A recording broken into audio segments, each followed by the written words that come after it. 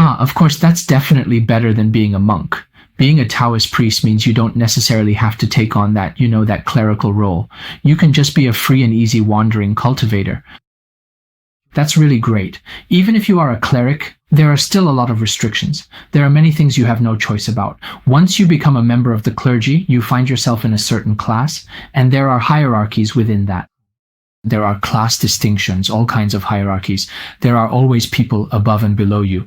You're stuck in the middle, or you're at the very bottom, or even at the top, but there are still people above you. But as a Taoist, it's different. You can roam freely between heaven and earth. You only need to wholeheartedly pursue the Tao. There's no need to concern yourself with all the worldly entanglements and constraints, all those frameworks and boundaries. What you seek is simply a state of freedom. Just look at the state of Grandmaster Sanfeng. Why is he called the sloppy Taoist?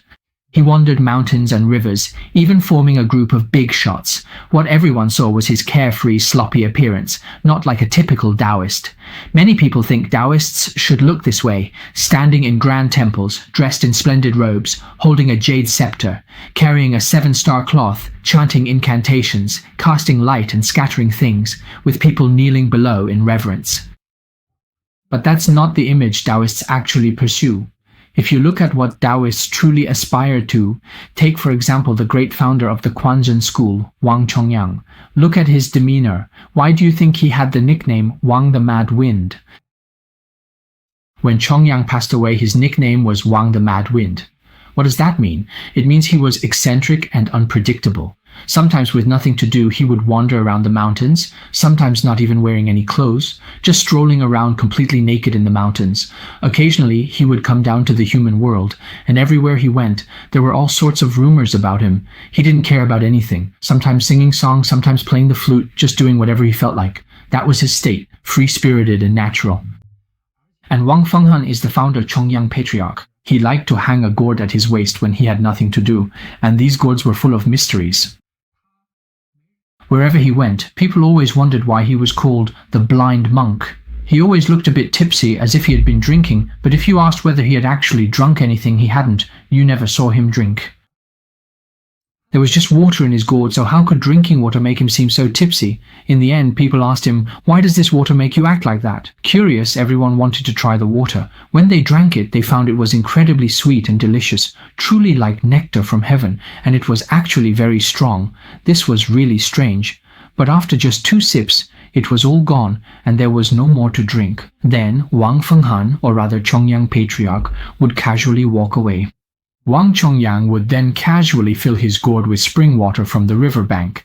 After filling it, he would start drinking again, and as soon as he drank, that fragrance, oh, that fragrance, would spread throughout the world. His friends would all be drawn by the aroma and rush over, eager to get a taste themselves. But when they drank it, it was just water to them. Yet when Wang Chongyang drank, it was like nectar and jade dew. This is the mysterious wonder of these Taoist masters. This is true freedom, true ease. Now you understand. You see, there's someone like this in Buddhism as well. Look at Jigong. He was in this same state, wasn't he? That skewer of sausages, right? The one with 8+1 plus meat skewers. He kept it in his heart, in his mind.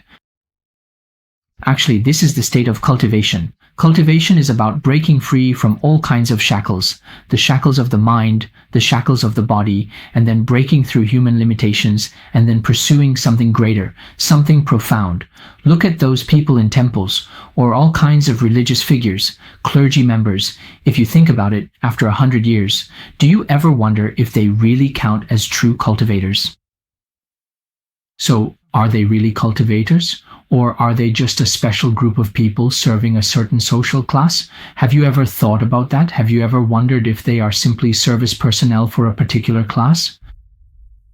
They haven't really sought out the great path, nor have they truly devoted themselves to pursuing something profound. They haven't seen through the meaning of life, nor have they tried to pursue the ultimate root of existence. Instead, they're just playing a role in a certain part of society, that's all. Isn't that possible? Everyone can think about it for themselves, so take some time to really understand this.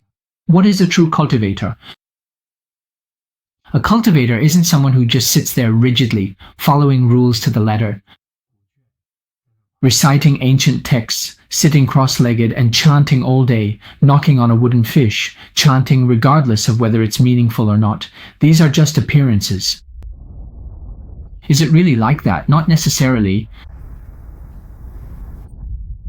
The yellow and green prayer beads I'm wearing are exactly the ones from this link. The blue swirling beads in the bottom right link are my original design. Yes, made of agar wood, and also malachite. When paired with yellow dragon jade, this is what you get. Today is the first time I'm showing this to everyone, and it's also everyone's first time seeing it. The first group of people who get to enjoy these prayer beads are witnessing them for the very first time. In the secular world, I am not myself. Outside the secular world, I am myself. So, many people actually think that practitioners should be detached from the mundane, that they should be people outside of the world, what we call Fang Wai Ren, right? They should look like people who live beyond the ordinary world. But you see, do the clergy in the temples and official institutions really resemble these people outside the world? I don't think they really do. They seem more like members of society, just like everyone else, simply one part of the various roles in a workplace. Exactly the same. I think a true person outside the world should be wandering among the mountains and rivers. Their way is simple. They like to use the mountains and rivers as their companions, prefer living in the mountains, don't like living among people, and remain independent from the world. If you think of Zhuangzi, in his Free and Easy Wandering, he talks about a divine being on Mount Kuku, graceful as a maiden, with skin as delicate as ice and snow. Sai, standing alone outside, wandering beyond the three realms. Yes, that's how it is, communing with the spirit of heaven and earth in solitude. This is the state of a cultivator, regardless of whether they are F or D. Whether it's F or D, that's the state of a cultivator, the state of pursuing the great way. If someone is still caught up in the hustle and bustle within the secret yellow house, still entangled in all sorts of struggles within that social class, then even if they carry that title, which can be quite intimidating, it doesn't necessarily mean anything. Their title may seem official, all sorts of credentials may look legitimate, but having an official title doesn't necessarily make someone a true practitioner. It doesn't mean they are genuinely cultivating. Does he have this kind of relaxed, detached state? That's very important. Isn't this relaxed state precisely for breaking free, for escaping from the torrent of the mundane world? Do you all understand? If you do, that's exactly it. May I ask what purpose this string of beads serves?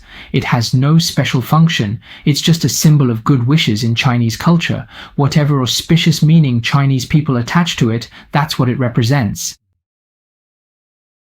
What kind of good wishes does it carry? Just understand it that way. What is the state of realizing one's true nature? And the way I help him realize his true nature, perhaps you haven't thought about it, could actually just be a stage. Yes, it's possible that it's just a stage, because everyone understands this nature differently. You see, everyone's way of thinking is limited to varying degrees. Some people's frameworks might be a bit broader, others narrower, and some are even more restricted. When his personal framework is only so big, his understanding of nature is limited to that. One day when he truly comprehends everything within his own framework, then he can be said to have realized his true nature. But whether that's truly the ultimate realization of one's nature, not necessarily. That might just be an intermediate stage, or maybe not even that, because there's no clear intermediate stage. Even if human wisdom has already reached a higher level, like the level of patriarchs in various schools, think of figures like Laozi or Shakyamuni Buddha.